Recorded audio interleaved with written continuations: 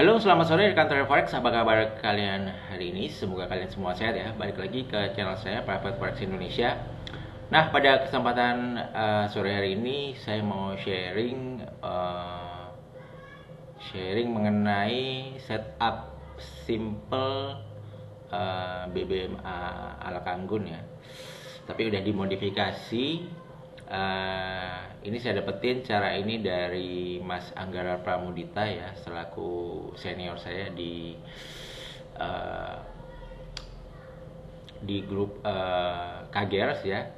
Kemarin beliau sharing setup ini ya. Jadi saya melihat banyak teman-teman yang profit menggunakan setup ini, dan saya coba backtest, memang cukup oke ya, saya lihat ya.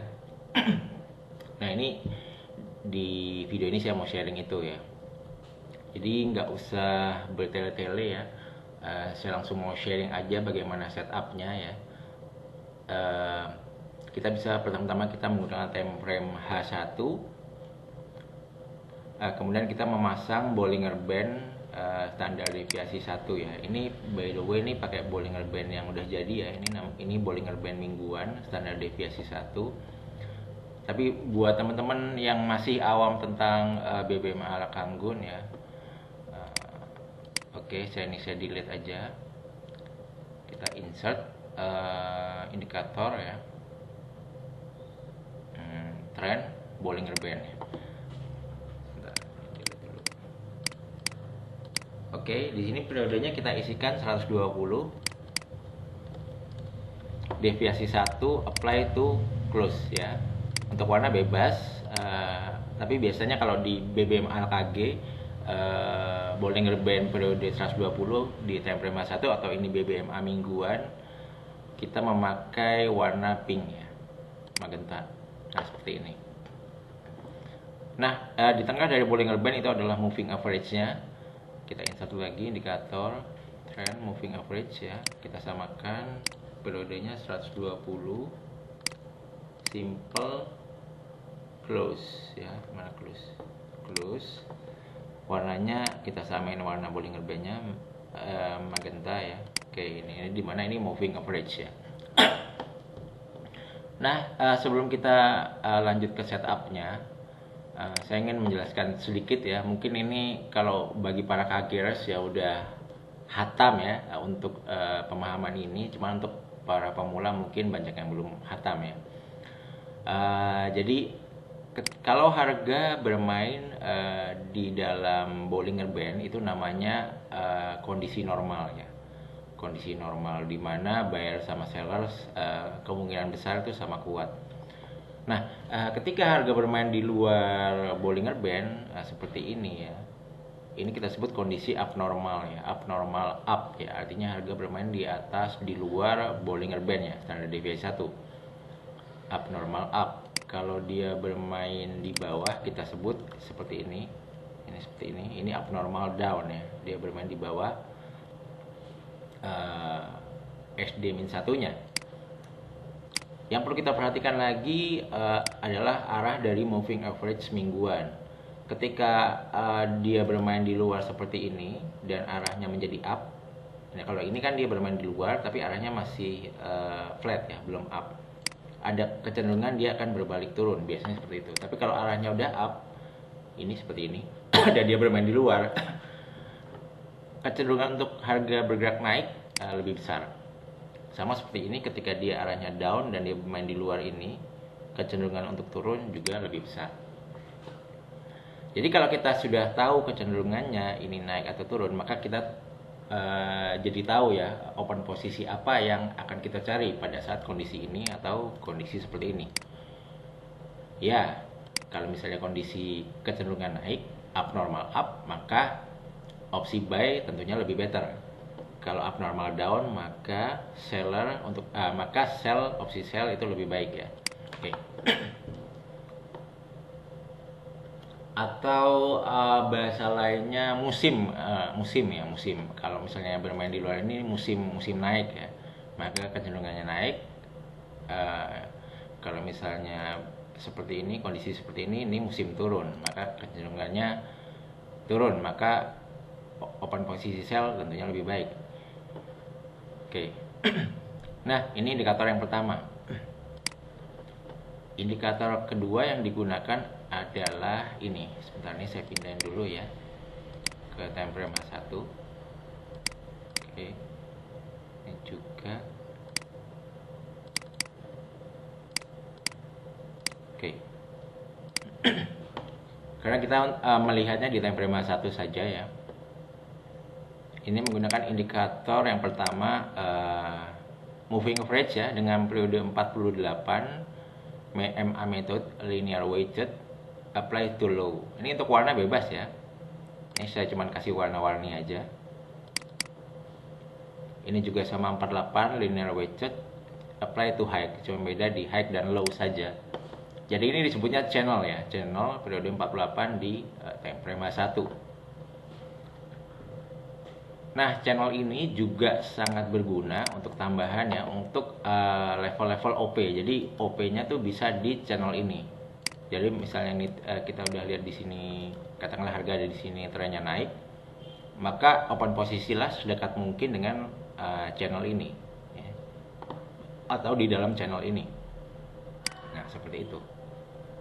Maka kalau kita backtest ya, pada saat semua mendukung ya, ini abnormal up, channelnya naik, OP di sini, itu resikonya juga kecil open posisi di sini ya. Sama juga ketika ini turun, ketika harga berbalik ke channelnya, kita OP sell ya. Nah, ini balik lagi di sini, dekat sini, nggak harus di dalam channel, kadang dekat dia bisa mantul ya. Ini 36 pips, kalau ini lewat tapi dia mantul lagi, itu sering kali terjadi ya. Kalau kita backtesting ya, ini mau di pair apa aja ya.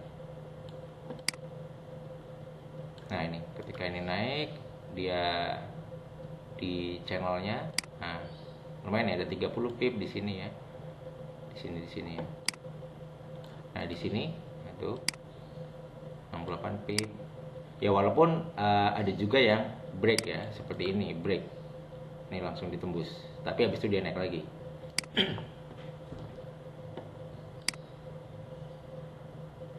Oke. Nah, seperti ini. Nih, dia mantul di channel, mantul lagi channel. Dah. Ini di harga running kita lihat di PRGU. Ini juga dia mantul di channel, di upper channel. Sekitar 22 pip tuh. Lumayan kalau ada yang OP sell tadi ya. Nah, terus rulesnya gimana? Rulesnya ya mudah aja. Kalau kita tahu kecenderungannya naik ya, maka OP-nya buy, dan buy-nya di channel. Kalau kecenderungannya turun, berarti OP-nya sell. Sellnya di mana? Ya di channel. Seperti itu. Terus bagaimana untuk stop loss-nya? Nah, untuk stop loss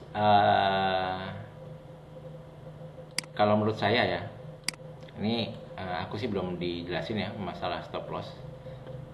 Cuman kalau menurut saya pribadi, untuk stop loss kita bisa menggunakan level support atau resisten terdekat ya. Misalnya contoh ya, kita buy di channel ini, maka stop loss bisa kita gunakan level support yang paling dekat. Misalnya ini, kalau harga break dari level support yang paling dekat, gini ya, saya kita buy di sini, ini sekitar 45 pips, maka kita kena stop loss. Seperti itu. Atau kita stop loss ketika ketika arah moving cut loss ya, ini bukan stop loss, ini cut loss ketika arah moving average mulai berubah turun. Misalnya kita buy di sini, kita hold, ternyata dia turun dan dia berbalik arah seperti ini, turun ya, maka kita bisa mulai melakukan cut loss karena arah dari channelnya sudah turun, nggak naik lagi ya. Tapi kalau masih flat gini, ini kan dari up, datar. Nah, ketika dia break seperti ini mungkin masih bisa kita hold ya, karena arahnya masih datar. Tuh, bisa kita hold. Tapi kalau dia berubah mulai turun arah channelnya, maka kita bisa melakukan cut loss. Cuman kalau buat teman-teman yang pakai strategi cut loss seperti ini, saran saya sih lotnya kecil-kecil. Atau buat teman-teman yang suka averaging ya, itu bisa mulai lot kecil-kecil. Jadi kita bisa memanage resiko di sana dengan MM ya. Seperti itu teman-teman. Nah sebetulnya cara seperti ini sih simple sekali ya, asal mau sabar menunggu ya. Karena ini pakai periode mingguan, tentunya setupnya juga bakal agak lama untuk apa namanya, untuk dia bakal muncul kondisi yang ideal ya. Jadi seperti itu. Nah untuk TP bagaimana? Nah untuk TP kalian bisa amati sendiri.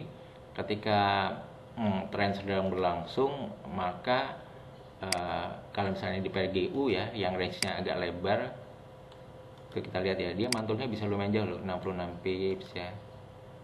Ya tuh 47 pips ya. Ini bahkan di sini sampai 87 pips. Sekarang ini turun ya, ini mantul lagi 38 pips. Jadi rata-rata di atas 10 pips ya. Jadi TP kalian sesuaikan aja ya dengan pairnya, kalian backtest aja dulu. Sebetulnya nggak ada aturan yang pasti di sini. Jadi kalian backtest aja. Kalau saya sih cenderung scalping ya untuk trading ya. 10-20 pips biasanya sudah saya sikat sih. Cuman kalau misalnya kalian mau coba tahan lebih jauh, ya misalnya udah profit 10 atau 15 pip, kalian bisa pasang stop loss +1 ya untuk mengamankan profit. Jadi siapa tahu dia naik bisa kencang sampai 40, 50 atau bahkan 80 pips ya. Jadi kayak gitu sih teman-teman ya. Simpel sekali bukan untuk teknik tradingnya ya. Jadi kalian bisa langsung backtest aja di pair-pair lain ya. Kalian lihat. Ini sangat simpel sekali kalau menurut saya. Soalnya kemarin tuh ada yang tanya ke saya, Mas bagaimana buatin saya setup di time frame 15 menit untuk scalping. Nah, sedangkan saya sendiri kalau trading dengan BBMA ala Kanggun tidak mempunyai SOP yang terlalu baku, karena Kanggun mengajarkan cara menganalisa ya. Jadi cara menganalisa itu ya nggak ada SOP yang baku banget gitu. Jadi kita menganalisa secara keseluruhan dari Bollinger Band harian, mingguan, bulanan, 4 bulanan, bahkan sampai yang kecil-kecilnya, baru kita membuat strategi dari situ. Nah ini karena kebetulan kemarin Mas Anggara sharing ada cara-cara yang cukup simpel ya saya lihat. Nah jadi saya mau sharing cara ini gitu ya. Teman-teman bisa coba cara ini. Kemudian nanti misalnya hasilnya bagus, bisa coba aja WA ke nomor saya. Nanti nomor saya sharing ya di kolom deskripsi ya. Oke, mungkin daripada video nanti kepanjangan, ini udah 13 menit ya. Semoga apa yang saya sharingkan di sini bisa bermanfaat buat teman-teman semua, dan semoga bisa profit ya. Oke, saya pamit dulu. Sampai jumpa di videoku yang lain. Jangan lupa untuk like, comment, dan subscribe. Thank you guys. Happy profit.